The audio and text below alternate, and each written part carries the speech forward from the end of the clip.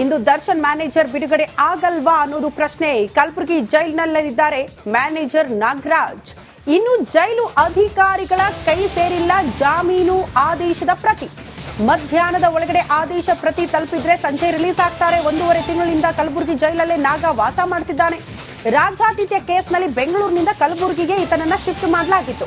ಶುಕ್ರವಾರ ನಾಗರಾಜ್ಗೆ ಬೇಲನ್ನ ಹೈಕೋರ್ಟ್ ನೀಡಿದೆ. ಆದ್ರೆ ಆದೇಶ ಪ್ರತಿ ಕಲಬುರಗಿಗೆ ಮಧ್ಯಾಹ್ನದ ಒಳಗಡೆ ಸೇರಿದ್ರೆ ಆ ಪ್ರಕ್ರಿಯೆ ಎಲ್ಲ ಕಂಪ್ಲೀಟ್ ಆದ್ರೆ ಇವತ್ತು ರಿಲೀಸ್ ಆಗಬಹುದು, ಇಲ್ಲ ನಾಳೆ ತನಕ ಮತ್ತೆ ಜೈಲೇ ಗತಿ ಆಗುತ್ತೆ. ದರ್ಶನ್ ಅವರ ಮ್ಯಾನೇಜರ್ ಈ ನಾಗ, ನಿಮ್ಗೆಲ್ಲ ಗೊತ್ತು, ಪರಪ್ಪನ ಅಗ್ರಹಾರದಲ್ಲಿ ಹೇಗೆ ಆರಾಮಾಗಿ ಗಾರ್ಡನ್ ಅಲ್ಲಿ ಕೂತ್ಕೊಂಡು ರಾಜ್ಯಾತಿಥ್ಯ ಸ್ವೀಕಾರ ಮಾಡಿದ್ರು.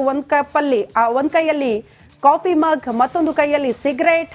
ಈ ದೃಶ್ಯಗಳು ಯಾವಾಗ ವೈರಲ್ ಆಯ್ತು, ಅತಿ ದೊಡ್ಡ ಸುದ್ದಿ ಆಯ್ತು, ಆಗ ಇವರೆಲ್ಲ ಕೂಡ ಬೇರೆ ಬೇರೆ ಕಡೆ ಶಿಫ್ಟ್ ಆಗಿದ್ರು. ಅದರಲ್ಲಿ ನಾಗ ಕಲಬುರಗಿ ಜೈಲಿಗೆ ಶಿಫ್ಟ್ ಆಗಿದ್ದು.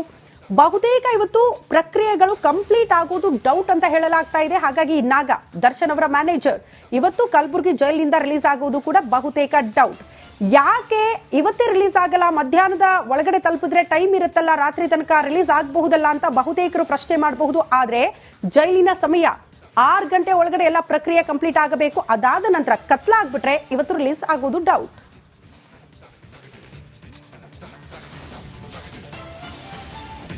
ಇಂದು ದರ್ಶನ್ ಮ್ಯಾನೇಜರ್ ಬಿಡುಗಡೆ ಆಗಲ್ವಾ ಅನ್ನೋದು ಪ್ರಶ್ನೆ. ಕಲಬುರಗಿ ಜೈಲಿನಲ್ಲಿದ್ದಾರೆ ಮ್ಯಾನೇಜರ್ ನಾಗರಾಜ್. ಇನ್ನು ಜೈಲು ಅಧಿಕಾರಿಗಳ ಕೈ ಸೇರಿಲ್ಲ ಜಾಮೀನು ಆದೇಶದ ಪ್ರತಿ. ಮಧ್ಯಾಹ್ನದ ಒಳಗಡೆ ಆದೇಶ ಪ್ರತಿ ತಲುಪಿದ್ರೆ ಸಂಜೆ ರಿಲೀಸ್ ಆಗ್ತಾರೆ. 1.5 ತಿಂಗಳಿಂದ ಕಲಬುರಗಿ ಜೈಲಲ್ಲೇ ನಾಗ ವಾಸ ಮಾಡ್ತಿದ್ದಾನೆ. ರಾಜ್ಯಾತಿಥ್ಯ ಕೇಸ್ನಲ್ಲಿ ಬೆಂಗಳೂರಿನಿಂದ ಕಲಬುರಗಿಗೆ ಈತನನ್ನ ಶಿಫ್ಟ್ ಮಾಡಲಾಗಿತ್ತು. ಶುಕ್ರವಾರ ನಾಗರಾಜ್ಗೆ ಬೇಲನ್ನ ಹೈಕೋರ್ಟ್ ನೀಡಿದೆ. ಆದ್ರೆ ಆದೇಶ ಪ್ರತಿ ಕಲಬುರಗಿಗೆ ಮಧ್ಯಾಹ್ನದ ಒಳಗಡೆ ಸೇರಿದ್ರೆ ಆ ಪ್ರಕ್ರಿಯೆ ಎಲ್ಲ ಕಂಪ್ಲೀಟ್ ಆದ್ರೆ ಇವತ್ತು ರಿಲೀಸ್ ಆಗಬಹುದು, ಇಲ್ಲ ನಾಳೆ ತನಕ ಮತ್ತೆ ಜೈಲೇ ಗತಿ ಆಗುತ್ತೆ. ದರ್ಶನ್ ಅವರ ಮ್ಯಾನೇಜರ್ ಈ ನಾಗ, ನಿಮ್ಗೆಲ್ಲ ಗೊತ್ತು, ಪರಪ್ಪನ ಅಗ್ರಹಾರದಲ್ಲಿ ಹೇಗೆ ಆರಾಮಾಗಿ ಗಾರ್ಡನ್ ಅಲ್ಲಿ ಕೂತ್ಕೊಂಡು ರಾಜ್ಯಾತಿಥ್ಯ ಸ್ವೀಕಾರ ಮಾಡಿದ್ರು. ಒಂದ್ ಕೈಯಲ್ಲಿ ಕಾಫಿ ಮಗ್, ಮತ್ತೊಂದು ಕೈಯಲ್ಲಿ ಸಿಗರೇಟ್. ಈ ದೃಶ್ಯಗಳು ಯಾವಾಗ ವೈರಲ್ ಆಯ್ತು, ಅತಿ ದೊಡ್ಡ ಸುದ್ದಿ ಆಯ್ತು, ಆಗ ಇವರೆಲ್ಲ ಕೂಡ ಬೇರೆ ಬೇರೆ ಕಡೆ ಶಿಫ್ಟ್ ಆಗಿದ್ರು. ಅದರಲ್ಲಿ ನಾಗ ಕಲಬುರಗಿ ಜೈಲಿಗೆ ಶಿಫ್ಟ್ ಆಗಿದ್ದು. ಬಹುತೇಕ ಇವತ್ತು ಪ್ರಕ್ರಿಯೆಗಳು ಕಂಪ್ಲೀಟ್ ಆಗೋದು ಡೌಟ್ ಅಂತ ಹೇಳಲಾಗ್ತಾ ಇದೆ. ಹಾಗಾಗಿ ನಾಗ, ದರ್ಶನ್ ಅವರ ಮ್ಯಾನೇಜರ್, ಇವತ್ತು ಕಲಬುರಗಿ ಜೈಲಿನಿಂದ ರಿಲೀಸ್ ಆಗೋದು ಕೂಡ ಬಹುತೇಕ ಡೌಟ್. ಯಾಕೆ ಇವತ್ತೇ ರಿಲೀಸ್ ಆಗಲ್ಲ, ಮಧ್ಯಾಹ್ನದ ಒಳಗಡೆ ತಲುಪಿದ್ರೆ ಟೈಮ್ ಇರುತ್ತಲ್ಲ, ರಾತ್ರಿ ತನಕ ರಿಲೀಸ್ ಆಗಬಹುದಲ್ಲ ಅಂತ ಬಹುತೇಕರು ಪ್ರಶ್ನೆ ಮಾಡಬಹುದು. ಆದ್ರೆ ಜೈಲಿನ ಸಮಯ 6 ಗಂಟೆ ಒಳಗಡೆ ಎಲ್ಲ ಪ್ರಕ್ರಿಯೆ ಕಂಪ್ಲೀಟ್ ಆಗಬೇಕು. ಅದಾದ ನಂತರ ಕತ್ಲಾಗ್ಬಿಟ್ರೆ ಇವತ್ತು ರಿಲೀಸ್ ಆಗೋದು ಡೌಟ್.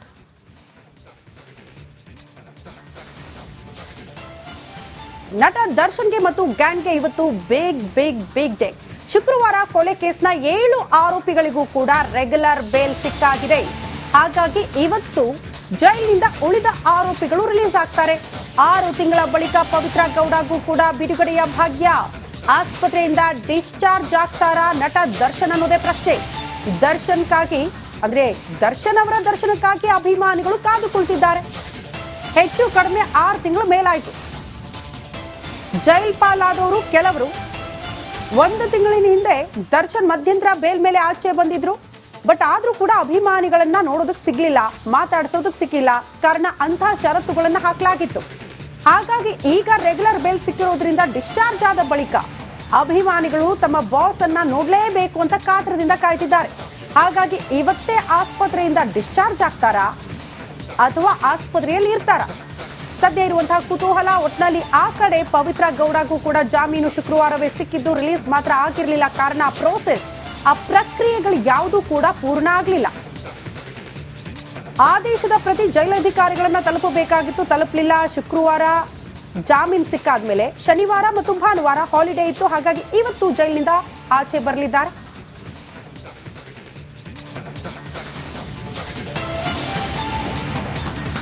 ಬಿಎಚ್ಎಸ್ ಆಸ್ಪತ್ರೆಯಲ್ಲಿರುವ ದರ್ಶನ್ಗೆ ರೆಗ್ಯುಲರ್ ಬೇಲ್ ಸಿಕ್ಕಿದೆ. ಇದೀಗ ಸರ್ಜರಿ ಬೇಕಾ ಬೇಡವಾ ಅಂತ ಖುದ್ದು ಅವರೇ ನಿರ್ಧರಿಸುವ ಅವಕಾಶ ಕೂಡ ಇದೆ. ಈ ಮಧ್ಯೆ ಆಸ್ಪತ್ರೆಯಿಂದ ಇಂದು ರಿಲೀಸ್ ಆಗ್ತಾರಾ ಅನ್ನೋ ಕುತೂಹಲವೂ ಇದೆ. ಈ ಕುರಿತ ಒಂದು ರಿಪೋರ್ಟ್ ಇಲ್ಲಿದೆ ನೋಡಿ.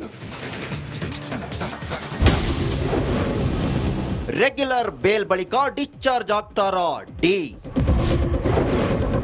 ಕೊಲೆ ಆರೋಪಿಗೆ ಹೈಕೋರ್ಟ್ನಿಂದ ಎಚ್ಚರಿಕೆ. ರೇಣುಕಾಸ್ವಾಮಿ ಕೊಲೆ ಆರೋಪಿ ದರ್ಶನ್ಗೆ ಈವರೆಗೆ ಕಾನೂನು ಸಮರದಲ್ಲಿ ಎಲ್ಲ ಅಂದುಕೊಂಡಂತೆ ಆಗಿದೆ. ಸರ್ಜರಿ ಮಾಡಿಸಬೇಕೆಂದು ಮೆಡಿಕಲ್ ಜಾಮೀನು ಪಡೆದ್ರು. ಬಳಿಕ ರೆಗ್ಯುಲರ್ ಜಾಮೀನು ಕೂಡ ಸಿಕ್ಕಿದೆ. ಆದ್ರೀಗ ಬೇಲ್ ಸಿಕ್ಕಿರುವ ಖುಷಿಯಲ್ಲಿ ಆಸ್ಪತ್ರೆಯಿಂದ ಡಿಸ್ಚಾರ್ಜ್ ಆಗ್ತಾರಾ ಇಲ್ವಾ ಅನ್ನೋ ಕುತೂಹಲ ಹೆಚ್ಚಿದೆ. ದರ್ಶನ್ಗೆ ಹೈ ಎಚ್ಚರಿಕೆ. ದರ್ಶನ್ಗೆ ರೆಗ್ಯುಲರ್ ಬೇಲ್ ಮಂಜೂರು ಮಾಡಿರುವ ಹೈಕೋರ್ಟ್ ಕೆಲ ಎಚ್ಚರಿಕೆಯನ್ನು ನೀಡಿದೆ. ಫಿಸಿಯೋಥೆರಪಿಗೆ ಒಳಗಾಗುತ್ತಿದ್ದಾರೆಂದು ವೈದ್ಯರ ವರದಿ ಇದೆ. ಸರ್ಜರಿ ಅಗತ್ಯವೆಂಬ ಬಳ್ಳಾರಿ ವೈದ್ಯರ ವರದಿಯನ್ನ ಬಿಜಿಎಸ್ ವೈದ್ಯರು ದೃಢಪಡಿಸಿದ್ದಾರೆ.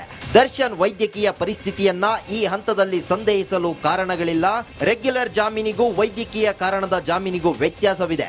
ಒಂದು ವೇಳೆ ಕೋರ್ಟ್ಗೆ ತಪ್ಪು ಮಾಹಿತಿ ನೀಡಿದ್ದರೆ ಪರಿಣಾಮ ಎದುರಿಸಬೇಕು. ಕಾನೂನಿನ ಹಾದಿಯಲ್ಲೇ ಪರಿಣಾಮ ಎದುರಿಸಬೇಕು. ನ್ಯಾಯಮೂರ್ತಿಗಳ ಈ ಎಚ್ಚರಿಕೆ ದರ್ಶನ್ಗೆ ಹೊಸ ಟೆನ್ಷನ್ ತಂದಿದೆ. ಫಿಸಿಯೋಥೆರಪಿ ಸಾಕ, ಸರ್ಜರಿ ಮಾಡಿಸಿಕೊಳ್ಳಲೇಬೇಕೋ ಅನ್ನೋ ಚಿಂತೆಗೆ ಬಿದ್ದಿದ್ದಾರೆ. ಸರ್ಜರಿ ಮಾಡಿಸಿಕೊಳ್ಳದಿದ್ರೆ ಕಾನೂನು ಪರಿಣಾಮ ಎದುರಾಗುತ್ತಾ ಎನ್ನುವ ಆತಂಕವಿದೆ. ಈ ಮಧ್ಯೆ ಹೈಕೋರ್ಟ್ ಆದೇಶ ಪ್ರಶ್ನಿಸುವ ಬಗ್ಗೆ ತನಿಖಾಧಿಕಾರಿಗಳು ಚರ್ಚೆ ಮಾಡ್ತಿದ್ದಾರೆ.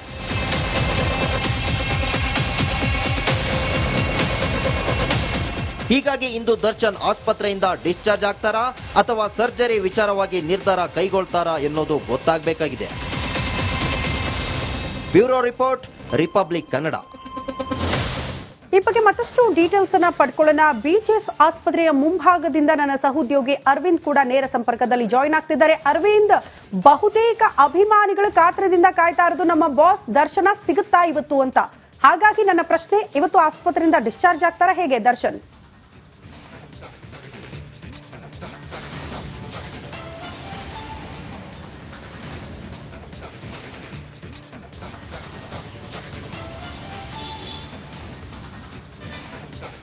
ಎಸ್ ಶ್ರುತಿ, ಖಂಡಿತವಾಗ್ಲೂ ರೇಣುಕಾಸ್ವಾಮಿ ಈ ಒಂದು ಕೇಸ್ನಲ್ಲಿ ದರ್ಶನ್ ಅಂದುಕೊಂಡಂತೆಯೇ ಜಾಮೀನು ಸಿಕ್ಕಿರುವಂಥದ್ದು, ರೆಗ್ಯುಲರ್ ಬೇಲ್ ಸಿಕ್ಕಿರುವಂಥದ್ದು. ಇವತ್ತು ರೆಗ್ಯುಲರ್ ಬೇಲ್ ಸಿಕ್ಕಿರುವಂಥ ಕಾರಣದಿಂದಾಗಿ ಒಂದು ವೇಳೆ ದರ್ಶನ್ ಅವರು ಆಸ್ಪತ್ರೆಯಿಂದ ಡಿಸ್ಚಾರ್ಜ್ ಆಗ್ತಾರಾ ಅನ್ನುವಂಥ ಕುತೂಹಲ ಎಲ್ಲರಲ್ಲೂ ಮೂಡಿರುವಂಥದ್ದು. ಇನ್ನು ಫಿಸಿಯೋಥೆರಪಿಗೆ ದರ್ಶನ್ ಅವರು ಒಳಗಾಗಿರುವಂಥದ್ದು, ಸರ್ಜರಿಯ ಒಂದು ಕಾರಣವನ್ನು ಕೊಟ್ಟು ಅವರು ಬೇಲ್ನ ಪಡೆದಿದ್ರು. ಅದರಂತೆಯೇ ಬಳ್ಳಾರಿಯ ವೈದ್ಯರು ಕೂಡ ಈ ಒಂದು ಸರ್ಜರಿ ಅವಶ್ಯಕತೆ ಇದೆ ಅನ್ನುವಂಥದ್ದನ್ನ ಹೇಳಿದ್ರು. ಹಾಗೆ ಬಿಜಿಎಸ್ ಆಸ್ಪತ್ರೆಯ ವೈದ್ಯರು ಕೂಡ ಅದನ್ನ ದೃಢಪಡಿಸಿದ್ರು. ಇನ್ನೊಂದು ಕಡೆ ನಾವು ನೋಡೋದಾದ್ರೆ, ಸರ್ಜರಿಯನ್ನ ಒಂದು ವೇಳೆ ಅವರು ಮಾಡಿಸಿಲ್ಲ ಅಂತ ಅಂದ್ರೆ ಕಾನೂನು ಪರಿಣಾಮವನ್ನು ಎದುರಿಸಬೇಕಾಗುತ್ತೆ ಅನ್ನುವಂಥದ್ದು. ಜೊತೆಗೆ ತನಿಖಾಧಿಕಾರಿಗಳು ಕೂಡ ಈ ಒಂದು ರೆಗ್ಯುಲರ್ ಬೇಲ್ಗೆ ಸಂಬಂಧಪಟ್ಟಂತೆ ಮೇಲ್ಮನವಿ ಸಲ್ಲಿಸಲಿದ್ದಾರೆ. ಹಾಗಾಗಿ ದರ್ಶನ್ ಅವರು ಒಂದು ವೇಳೆ ಡಿಸ್ಚಾರ್ಜ್ ಆದಂಥದ್ದೇ ಆದಲ್ಲಿ ಕಾನೂನು ಸಮರವನ್ನು ಎದುರಿಸಬೇಕಾಗುತ್ತೆ ಅನ್ನುವಂತಹ ಶಂಕೆ ಕೂಡ ಈ ಒಂದು ಕೇಸ್ನಲ್ಲಿ ಒಂದು ಮಾಹಿತಿ ಬರ್ತಾ ಇರುವಂಥದ್ದು. ಸದ್ಯ ಇವತ್ತು ಬಿಜಿಎಸ್ ಆಸ್ಪತ್ರೆಯಿಂದ ದರ್ಶನ್ ಅವರು ಡಿಸ್ಚಾರ್ಜ್ ಆದಿದ್ದೇ ಆದಲ್ಲಿ ಮುಂದೆ ಅವರು ಕಾನೂನು ಪರಿಣಾಮ ಎದುರಿಸಬೇಕಾಗುತ್ತೆ. ಹಾಗೆ ಈ ಕೇಸ್ನಲ್ಲಿ ನಾವು ನೋಡೋದಾದ್ರೆ, ದರ್ಶನ್ ಅವರಿಗೆ ಫಿಸಿಯೋಥೆರಪಿಯಿಂದ ಅವರು ಗುಣಮುಖರಾಗಬೇಕು. ಸರ್ಜರಿ ಮಾಡಿಸ್ಕೊಂಡಿದ್ದೇ ಆದಲ್ಲಿ ಭವಿಷ್ಯತ್ನಲ್ಲಿ ಕೂಡ ಅವರಿಗೆ ತೊಂದರೆ ಆಗುತ್ತೆ. ಹಾಗಾಗಿ ಅವರು ಯಾವ ನಿಲುವನ್ನು ತೆಗೆದುಕೊಳ್ತಾರೆ ಅನ್ನುವಂಥದ್ದನ್ನ ಕುತೂಹಲ ಕೆರಳಿರುವಂಥದ್ದು. ಶ್ರುತಿ. ಓಕೆ ಅರವಿಂದ್, ಈಗ ಆಸ್ಪತ್ರೆಯ ಸುತ್ತಮುತ್ತ ಏನಾದ್ರೂ ಭದ್ರತೆ, ಅಟ್ಲೀಸ್ಟ್ ಸಿದ್ಧತೆಗಳಾಗ್ತಾ ಇದೆಯಾ ಅವರ ಡಿಸ್ಚಾರ್ಜ್ ವಿಚಾರಕ್ಕೆ ಸಂಬಂಧಪಟ್ಟಂತೆ? ಸಹಜವಾಗಿ ಅವರ ಆರೋಗ್ಯದ ಬಗ್ಗೆ ಹಲವು ಅನುಮಾನಗಳಿತ್ತು. ಯಾಕಂದ್ರೆ ಇಷ್ಟು ದಿನ ಸರ್ಜರಿನೇ ಆಗ್ಲಿಲ್ಲ, ಫಿಸಿಯೋಥೆರಪಿಯಲ್ಲೇ ಮುಂದುವರಿತಾ ಇದ್ರು. ಈಗ ರೆಗ್ಯುಲರ್ ಬೇಲ್ ಸಿಕ್ಕಿರೋದ್ರಿಂದ ಆಚೆ ಬರುವಂತಹ ಸಾಧ್ಯತೆಗಳು ಎಷ್ಟರ ಮಟ್ಟಿಗೆ ಇರಬಹುದು? ಭದ್ರತೆ, ಸಿದ್ಧತೆ, ಆ ಬಗ್ಗೆ ಏನಾದ್ರೂ ಇನ್ಸೈಡ್ ಮಾಹಿತಿ?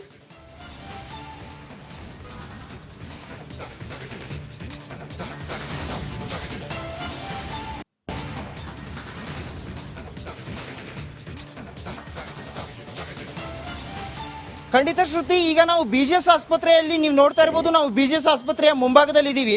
ಈ ಬಿಜಿಎಸ್ ಆಸ್ಪತ್ರೆಯಲ್ಲಿ ಸದ್ಯದ ಮಟ್ಟಿಗೆ ಯಾವುದೇ ರೀತಿಯಾದಂತಹ ಅಭಿಮಾನಿಗಳಾಗಿರ್ಬೋದು ಅಥವಾ ಪೊಲೀಸ್ ಭದ್ರತೆ ಸದ್ಯಕ್ಕೆ ಇಲ್ಲ ಅನ್ನುವಂಥದ್ದು ಇಲ್ಲಿ ನೀರವ ಮೌನ ಅಂತಾನೆ ಹೇಳ್ಬೋದು. ಆದ್ರೆ ದರ್ಶನ್ ಅವರ ಒಂದು ರೆಗ್ಯುಲರ್ ಬೇಲ್ ಸಿಕ್ಕಾಗ ಅಭಿಮಾನಿಗಳಲ್ಲಿ ನೆರೆದಿದ್ರು. ಆದ್ರೆ ಈಗ ಸದ್ಯದ ಮಟ್ಟಿಗೆ ಯಾವುದೇ ರೀತಿಯಾದಂತಹ ಅಭಿಮಾನಿಗಳು ಇಲ್ಲಿ ನೆರೆದಿಲ್ಲ ಅನ್ನುವಂಥದ್ದು. ಜೊತೆಗೆ ಒಂದು ವೇಳೆ ಡಿಸ್ಚಾರ್ಜ್ ಆದಂತಹ ಸಂದರ್ಭದಲ್ಲಿ ಇಲ್ಲಿ ಭದ್ರತೆಯ ವಿಚಾರವಾಗಿ ಪೊಲೀಸ್ ಅವರು ನಿಯೋಜನೆ ಮಾಡುವಂತಹ ಸಾಧ್ಯತೆಗಳು ಜಾಸ್ತಿ ಇದೆ. ಆದ್ರೆ ಈಗ ಸದ್ಯ ಬರ್ತಾ ಇರುವಂತಹ ಮಾಹಿತಿ ಪ್ರಕಾರ ದರ್ಶನ್ ಅವರು ಇವತ್ತು ಆಸ್ಪತ್ರೆಯಿಂದ ಒಂದು ಡಿಸ್ಚಾರ್ಜ್ ಆಗ್ತಾರಾ ಅನ್ನುವಂಥದ್ದನ್ನ ವೈದ್ಯರು ಸ್ಪಷ್ಟಪಡಿಸಬೇಕಾಗಿದೆ. ಶ್ರುತಿ. ಓಕೆ ಅರವಿಂದ್, ಧನ್ಯವಾದಗಳು ತಮ್ಮೆಲ್ಲ ಮಾಹಿತಿಗೆ.